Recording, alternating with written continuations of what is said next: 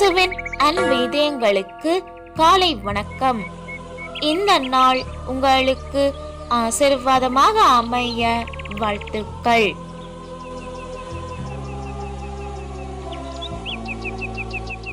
இப்புதிய நாளுக்கான ஆசீர்வாத இறைவசனம் 1 தீமோத்தேயு அதிகாரம் 6 இறை வார்த்தை 11.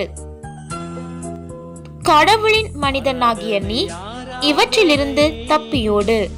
நீதி, இறைப்பற்று, நம்பிக்கை, மன உறுதி, பணிவு ஆகியவற்றை நாடி தேடு.